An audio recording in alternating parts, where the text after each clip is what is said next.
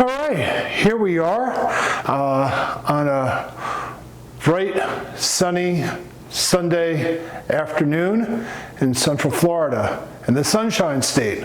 So it's apropos that on a sunny Sunday afternoon in the Sunshine State that we're going to be doing some film scanning because it's not so sunny. It's not a Sunday afternoon. It's raining outside. And the one thing you should know about the Sunshine State is it rains here.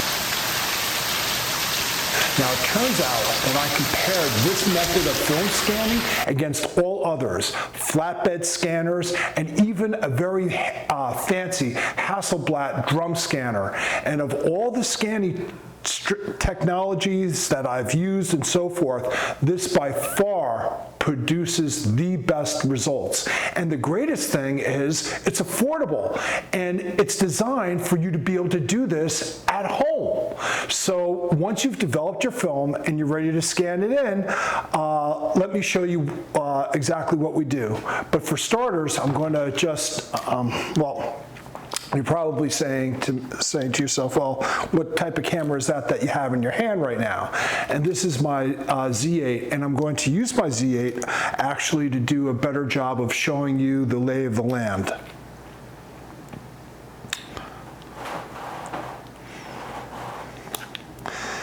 I first had to switch it into video mode.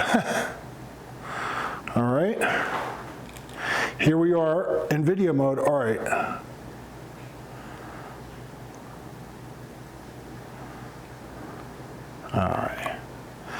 All right, so this is what we have.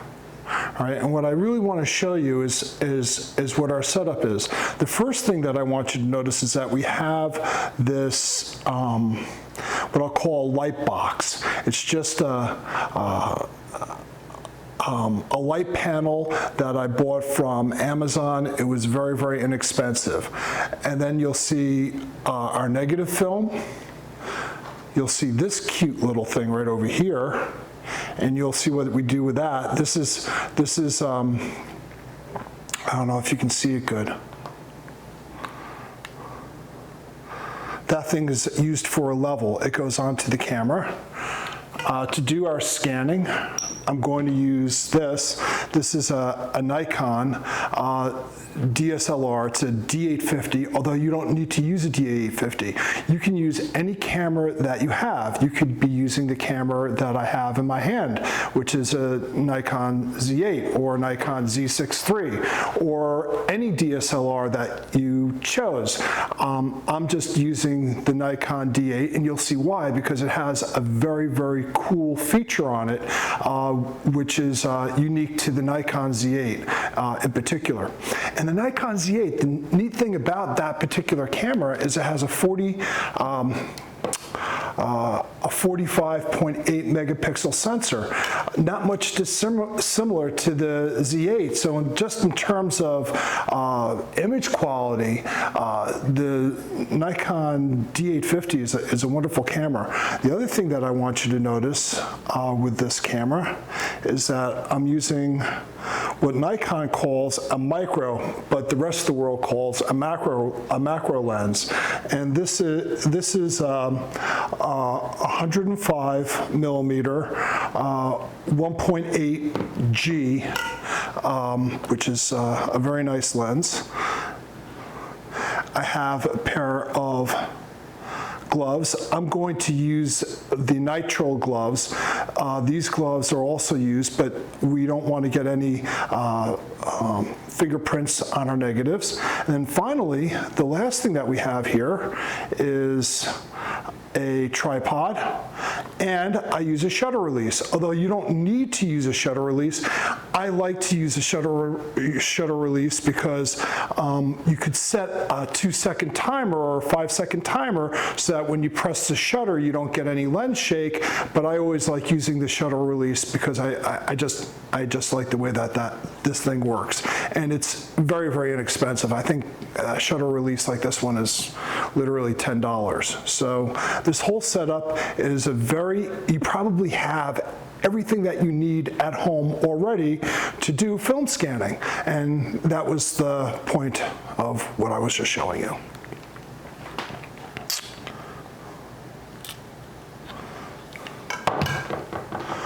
All right.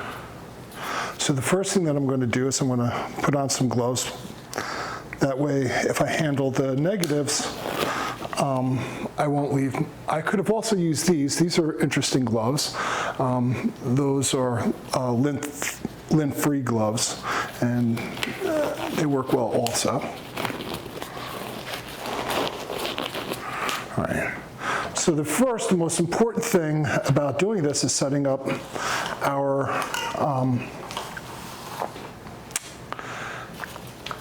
tripod. Now, setting up a tripod like this is just never going to work because you're putting this on top like that, and how are you going to do this? It's just not going to work that way. So here's a nifty little trick. What we're going to do is we're going to invert the tripod, and all tripods can do this. Put it underneath.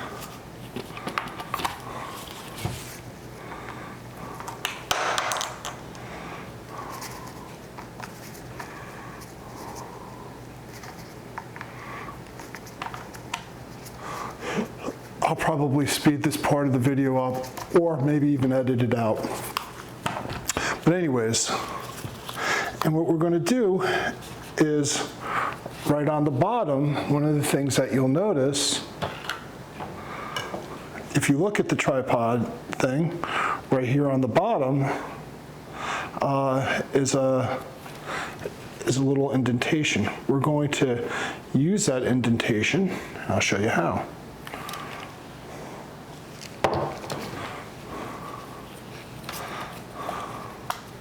I'm going to move that up like this. So now this is how our whole entire gear works. Now, it turns out that on my Nikon D850, I placed on it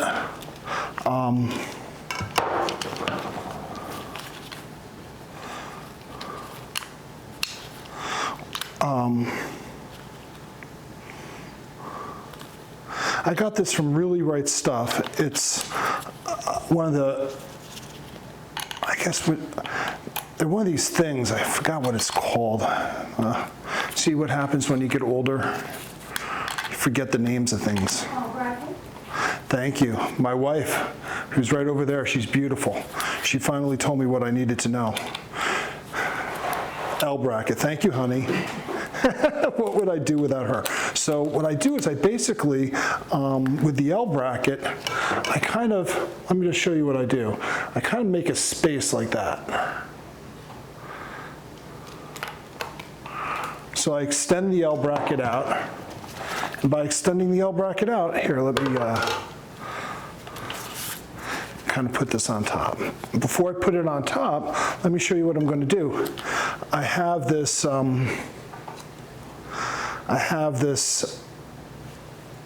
little device here, that a level that's used. What's it called? It's used for leveling things. A level.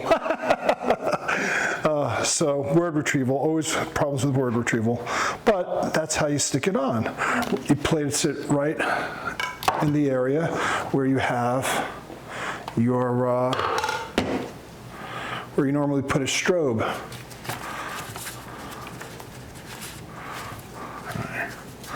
So now that I've done all this, I think what I'm going to do is I'll put the light box kind of in the middle.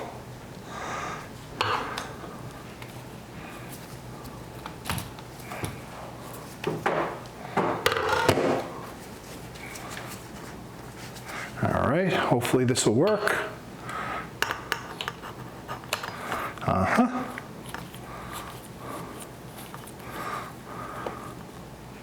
Alrighty.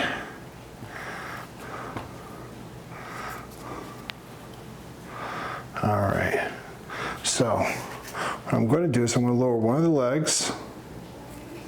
I'm doing that just to get everything nice and level.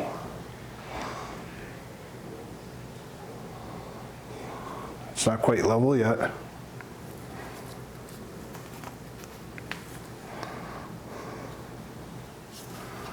think I need to lower this side. There we go. That was perfect. But in doing that, I messed up this. So I have to make that more like that. There we go. That looks, not quite. There we go. All right.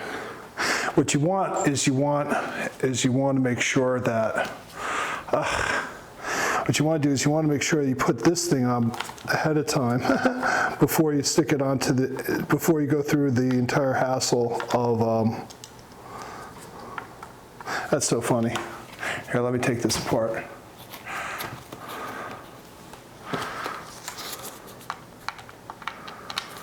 All right, now I'll put it back on. When I put it back on, hopefully it will remain level and we'll be all good to go.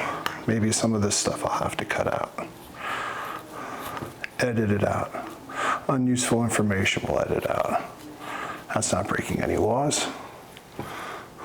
All right, so now let's take a look at our setup here so we can see what we got going on.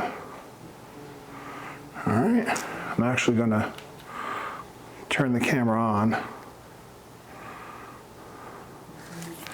right.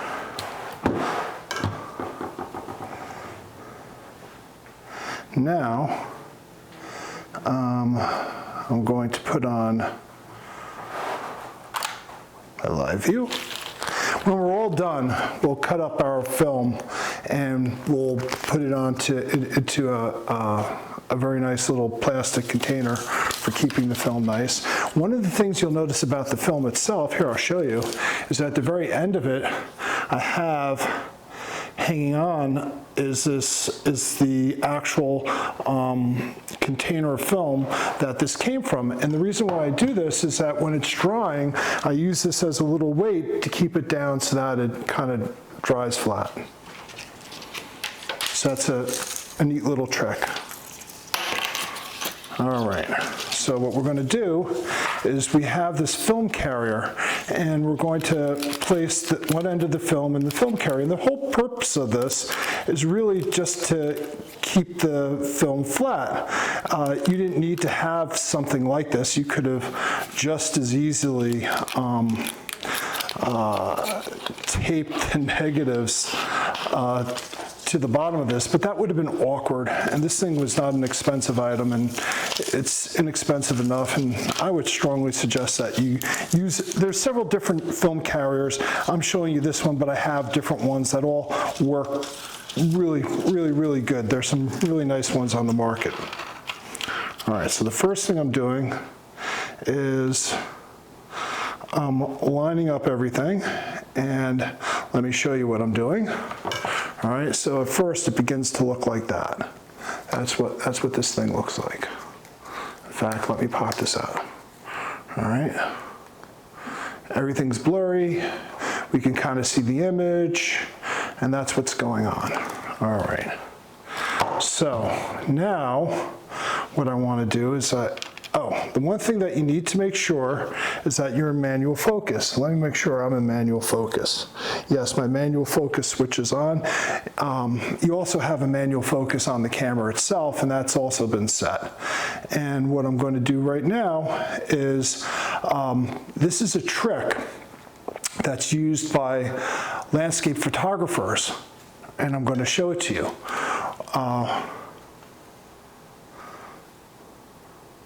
Essentially, if you're to look up at the film, essentially what you can do is you can increase,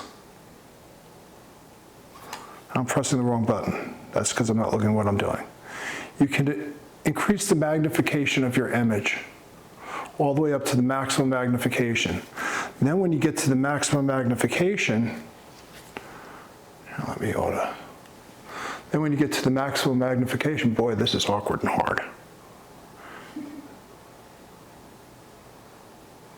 What you can do is you can zoom. All right, now I'm going to go and focus this, and then when I come back, I'll show you what it looks like focused.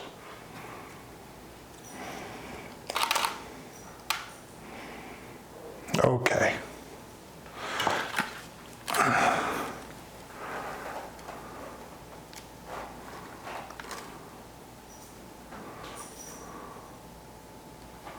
All right, this is what it looks like. And it's all zoomed in.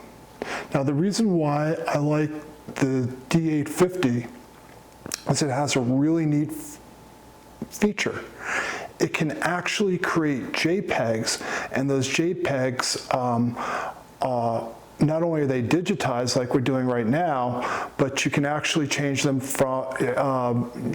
into positives. And basically that's just done by pressing this and going like that. And now saying okay.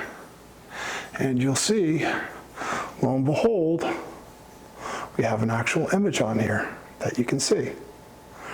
All right.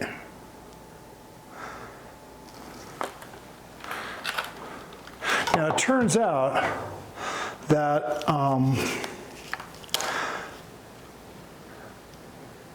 the image that's produced by having the D850 do the conversion internally, it makes an absolutely lovely image. But I've tested this, and it turns out that the very best method, if you really want to have the best scanned image, is to scan it in as a black and white image, as a raw file, and then inside Lightroom using a program called Negative Lab Pro, which I'm going to show you how to use, converting the negative image into a positive image. And that's exactly what we're going to do. Okay, here we are in Lightroom. What you're looking at right here is one of the images that was taken and that we scanned in using the Nikon D850, and this particular image was formed by the D850 actually doing all the internal processing. And the reason why I wanted to show you this image is if you look at it, I want you to look at the sky. Do you see that the sky is not white? Normally, when you take a picture with black and white film, the sky always appears white. And that's because black and white film is very sensitive to blue radiation, or when I mean blue light, essentially. And so what we do is we put a filter on the lens, and we use either a yellow, an orange, or a red filter. This happened to have been taken with an orange filter. Here, I'll show you the filter. I think I have one right here. Although this is a red filter. A red filter just makes the effect more extreme. So when you put this filter onto a lens and take a picture, the sky is not blown out. So that's a very, very useful hint. And I always shoot when I'm using black and white film with a yellow lens because not only does it help improve the way that the sky looks, I also think it tends to make the skin look better. So I always photograph, and when I'm using black and white film, either using a yellow, an orange, or a red filter. Anyhow, I wanted to just quickly go through the procedure of how we create this image. So here's a black and white image, and if we didn't have a Nikon D850, which has the ability to convert and create a JPEG in camera, you'd have a negative image similar to the one that we're looking at right now. And the way that we would process this is we'd go into the develop module. Now, the first thing that I wanted to show you is that what we're really doing is we're making the blacks white and the whites black. And we can simulate this, or at least simulate kind of what this program called Negative Lab Pro is doing. Essentially what it's doing is it's pushing all the whites to blacks, and it's taking all the blacks and making them white. And you can see that just by changing the tone curve and making it vice versa, we now take the positive image, the negative image, and create a positive. However, you'll also notice that this image is kind of looking a little bit not that great. So, Negative Lab does a lot of very small types of changes that help with the tonality. So here we are. I want to teach you how to use Negative Lab Pro right now. Here we are in our develop module. I should probably bring this in a little bit closer. And there are several ways of doing this. One way is to do Control N. That's the shortcut way. And when you bring you could have gone over to File,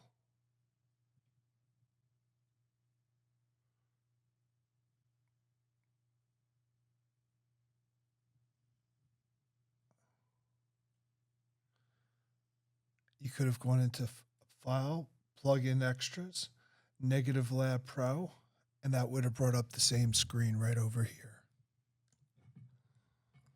Okay, so this is a very basic screen. The source is just what it says, a digital camera. Color model is black and white. If we were to use a color negative, these are various different settings that actually change the way the image looks. There's pre-saturation. I have it set to medium. I think that looks pretty good. But before we do this, there's one other thing that you needed to do to prepare this film. We get into our Basics tab, and when we get into our Basics tab, you want to go over to an area of the film that, like, just the border, and take a new white balance. It doesn't change it much, but it changes it ever so subtly that it actually makes a minor difference. All right, so now we're going to go into Negative Lab Pro again, and I'm going to do the Control N. All right, here we are, and you'll see it says Apply. This will not do anything to help you. You actually have to click on the Convert Negatives. I always thought that this was a somewhat of a weird way. All right. Now, when it comes up, there are all sorts of little things that you can do. You can change the lights, the highlights, contrast. But I'm just going to apply this. And that looks pretty good.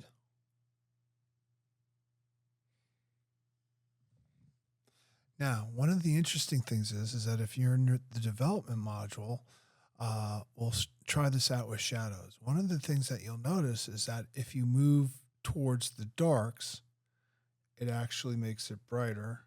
And if you move the shadows towards the lights, it makes it darker. And that's just happening because if you recall in the beginning, we changed the tone curve. We made the lights and the darks dark. We made the blacks light and the lights black. We reversed those two, and as a result, everything now is dyslexic. So when we go to move our sliders towards the blacks, it makes everything light. And then when we move the slider to the lights towards the brighter section, it makes everything look darker. So that's just something you should know when you're processing negatives. Everything's reversed. All right, well, let's try that one more time. Let's see if, let me go in and go back to our library.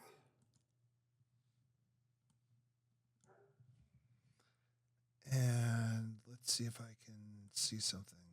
Oh, this looks like an interesting picture. uh, so I live in a very rural part of Florida, and so this is right outside my backyard, and it's just kind of funny. It's just really funny. Let's get into develop. Let's go Control N. Oh, cancel.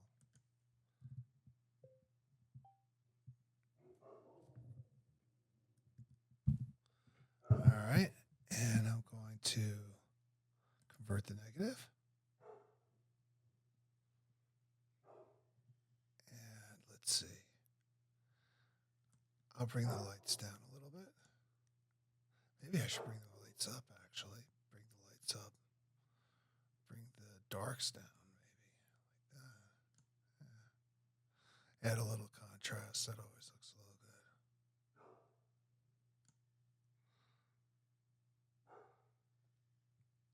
I think this is fine. Maybe I don't like the lights as light as they do. Maybe I'll turn that down a little bit. Okay. All right. And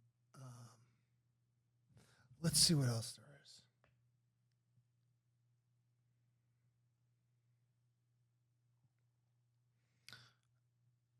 We'll go back into library.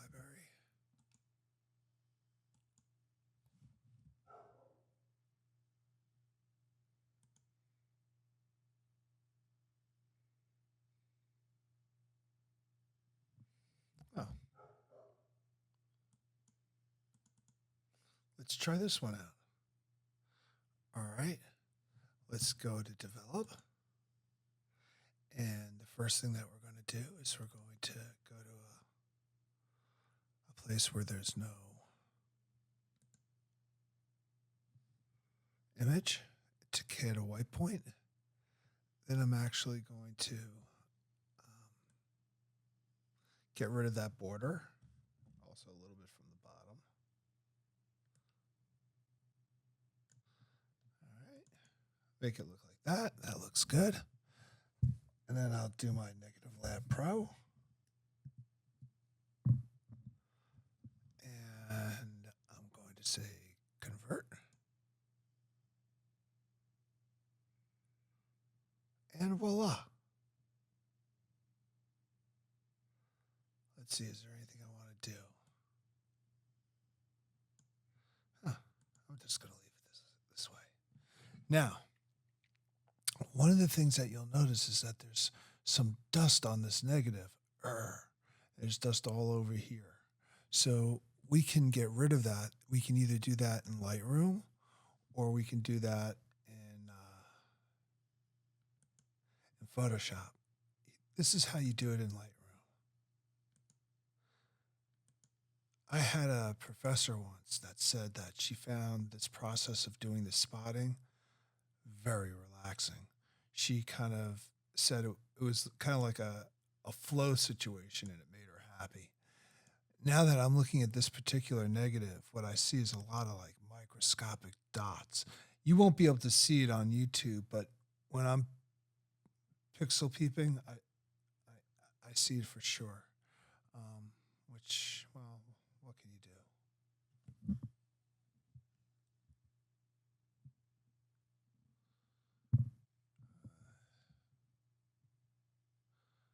All right. So, anyways, that's how you go about converting your negatives to positives. Oh, look, there's a little guy right over here. I got to get that. Yeah. Let's see if there's any other that are obvious. No. So, to recap, basically we went ahead and essentially took pictures of our negative, then took those pictures of the negative and turned it into a positive using Negative Lab Pro. I showed you what Negative Lab Pro was doing in the background, but it was also making very subtle changes so that the image takes on its original character. And that's the whole story. Oh, yeah. And there are certainly other software packages out there that do negative conversion that don't require Lightroom.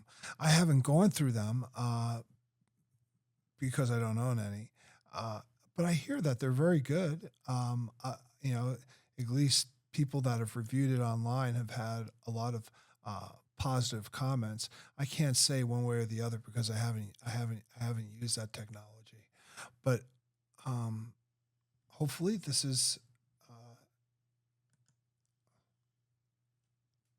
hopefully this has been very instructive.